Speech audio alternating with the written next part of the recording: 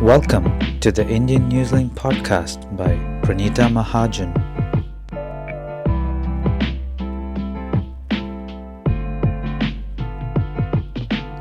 Hello, everyone, and welcome to another episode of the Indian Newslink podcast. I'm Pranita Mahajan, and I thought today we should talk about elections because, of course, we're all having these discussions and conversations around all the parties and their manifestos, their discussions, and their promises. I wanted to talk about youth participation in elections. New Zealand is definitely a nation which is known for its commitment to democracy, to civic participation. It's a very vibrant country wherein the democratic culture is very strong, and the involvement of young people in the election. Now, typically, when I say young people or youth, I mean people who are aged between 18 and 29. And that is a very huge, significant portion of the population that has the power to shape the future of the country. So I wanted to discuss what are the challenges and why it is so important to begin with. Why is it so important to focus on youth participation in the elections? So, of course, the young people, they represent the future of our society. They are the voices that must be heard for any democratic country, for any democratic society to function.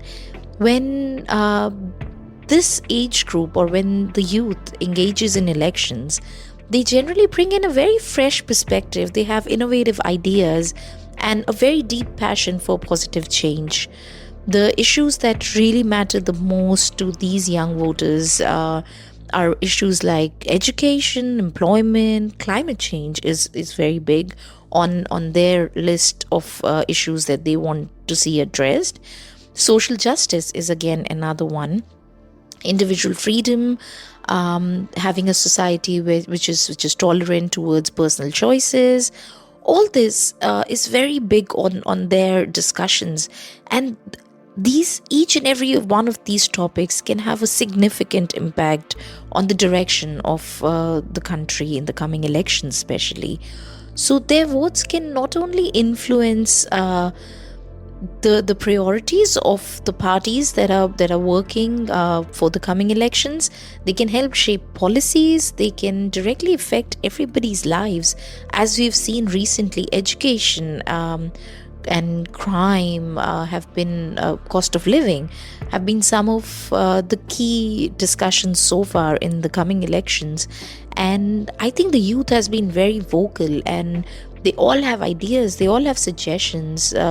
So what is very important is to have more higher turnout of the youth voters.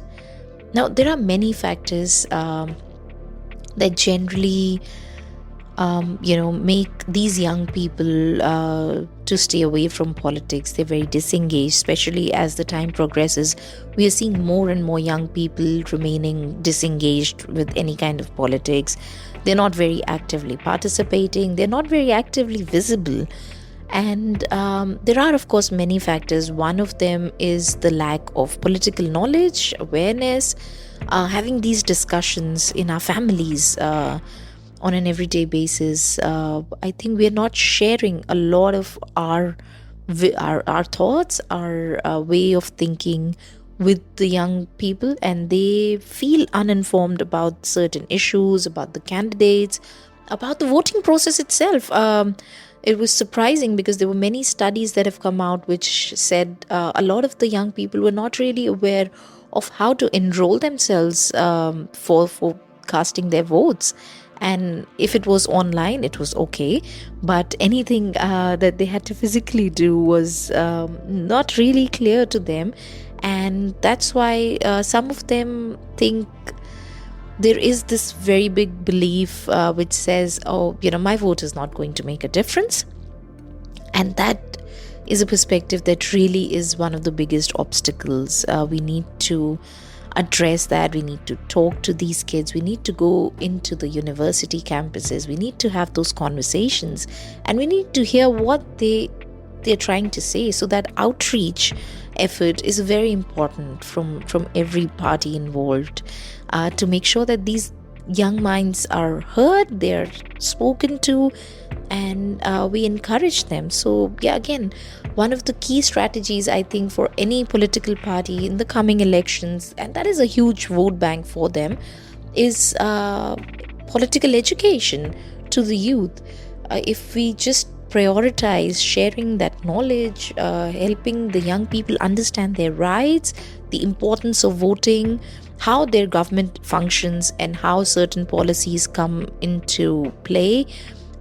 If that grassroots knowledge is shared by organizations and community organizations that can maybe have these outreach initiatives, by providing them the information, the support, and I think just the vision of how they can bring about that change and actively participate in the country's politics and future, it would have a tremendous impact on how we function as a society and as a country.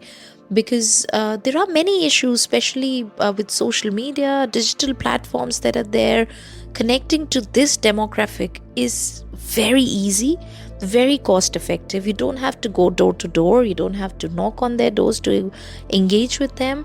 We've got these platforms that are ready for all these political parties to use, and it's great to see that some of the parties are already using these platforms really well. They're engaging with their audience, they're sharing updates, they're sharing their promises, they're sharing their vision for the upcoming election and the upcoming term, which is great, because I think that is going to make such a huge difference, and it is going to help them understand how things will go.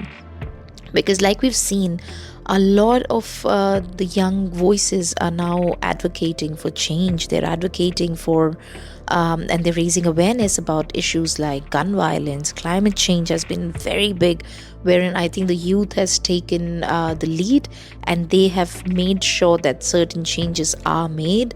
They've made sure that people have started looking at things differently, and it's no longer one person is not enough. The mentality has changed. We are all trying to do our little bit. We all have environment heroes in our cities, in our communities that we are celebrating.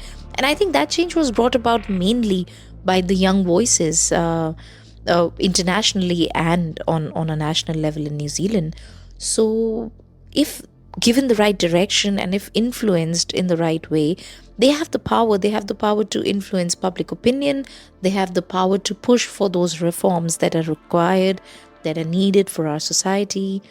So I just wanted to share that with you today. And we're going to do a quick article soon. We're going to do a quick story about what New Zealand numbers are, because how we are performing with our youth in terms of the political engagement, what are the challenges they're facing, and what are the initiatives that we can take to encourage the youth. So we're going to do all that in our upcoming story shortly on Indian Newslink website. Do feel free to write to us. Let us know if there are any more issues, any more topics you would want to discuss, you would want to share your opinions on, and we would love to take it forward. On that note, thank you so much for listening to me today, and I hope that we are back really soon with another topic that affects all of us, that interests all of us, and that can lead to some constructive discussions. Wish you all a great day ahead. Thank you.